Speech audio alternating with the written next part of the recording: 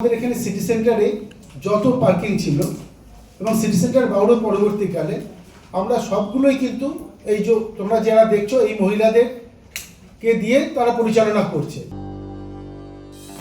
City centre এলাকায় যানজট কমাতে পার্কিং ব্যবস্থায় কড়া পদক্ষেপ নিল আসানসোল দুর্গাপুর উন্নয়ন পর্ষদ। পার্কিং ফি কমানো হয়েছে এবং রাস্তার ধারে বেআইনি পার্কিং বন্ধ করতেই এই উদ্যোগ বলে জানালেন এডিডি এর চেয়ারম্যান কবি দত্ত। বৃহস্পতিবার বিকেলে আসানসোল দুর্গাপুর উন্নয়ন পর্ষদের কার্যালয়ে এক সাংবাদিক বৈঠকে এই সিদ্ধান্তের কথা জানানো হয়। উপস্থিত ছিলেন এডিডি এর chairman Kabi Dutta, DC traffic PVG Satish Pashumarthi, ACP traffic Rajkumar Malakar, ADD এর সিইও সহ অন্যান্য আধিকারিকরা। বৈঠকে জানানো হয়, বর্তমানে দুর্গাপুর সিটি সেন্টার এলাকায় দুটি বড় শপিং মলের সংযোগকারী রাস্তায় বহু মানুষ রাস্তার দুপাশে গাড়ি রাখছেন, যার ফলে তীব্র যানজটের সৃষ্টি হচ্ছে। এই সমস্যা রুখতেই স্বনির্ভর গোষ্ঠীর মহিলাদের দ্বারা পরিচালিত একাধিক পার্কিং চালু করা হয়েছে।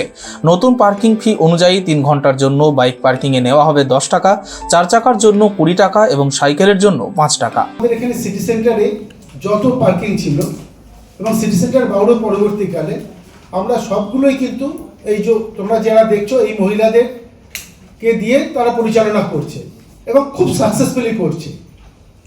আমরা তাদেরকেও সামনে এনেছি ইচ্ছা করে, যে আমি বলে বোঝাতে পারবো না যে এটা আমরা কতটা স্যাটিসফাইড যে তারা যেভাবে নিজেদের উদ্যোগে কাজটা করছে দেখে।